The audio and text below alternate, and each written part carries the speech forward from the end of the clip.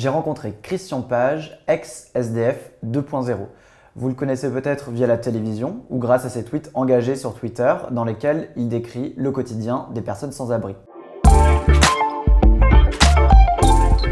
Alors à la base, Christian c'est pas un adepte de ce réseau social, mais le jour où un employé de la mairie de Paris l'arrose en plein hiver, il décide de servir de Twitter pour alerter les pouvoirs publics sur les conditions de vie de celles et ceux qui vivent dans la rue. Depuis, il se sert de sa notoriété pour faire bouger les choses, comme ce 25 décembre 2017 où il dénonce les dispositifs anti-SDF. Ça me gavait cette histoire, c'était une grille installée sur une bouche d'aération d'air chaud. J'ai balancé ce tweet avec la photo le 25 décembre, mais c'était même pas voulu quoi, c'était ce jour-là, ça m'énervait. Et je balance ça et j'avais plus que 20% de batterie sur mon portable.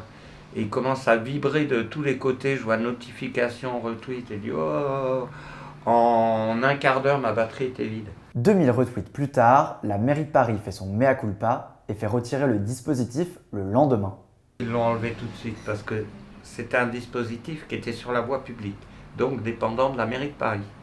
Mais la plupart des mobiliers urbains anti-SDF, ce qu'on appelle, c'est souvent sur des propriétés privées.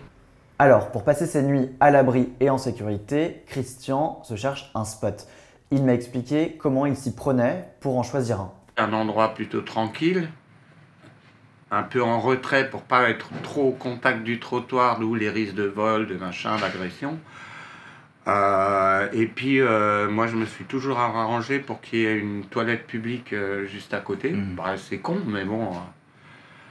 Du moment où tu respectes un certain comportement, tu vois, les voisins des immeubles, ils ont tendance à t'accepter parce qu'ils voient que t'es pas sale, ils voient que tu fais pas de bruit, tu vois, ils s'en foutent.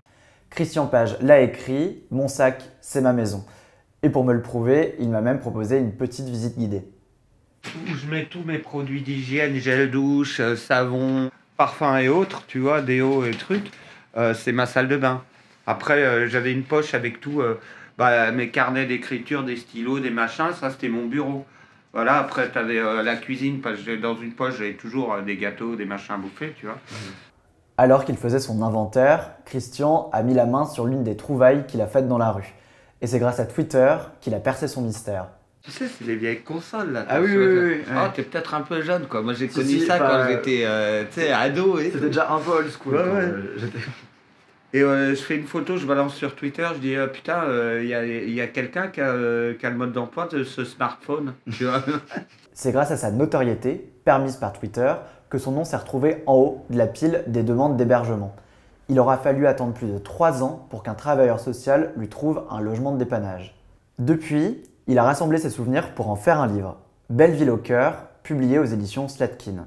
Ça m'a ramené le livre en fin de compte, parce que l'espèce de petit journal quotidien de rue que je faisais via Twitter tous les jours avec mes tweets, bah en fait si tu compiles mes 2 dernières années de tweets, t'as le bouquin quoi. Tout est bon pour qu'on parle des gens qui vivent dans la rue, tu vois, et surtout des gens qui y meurent.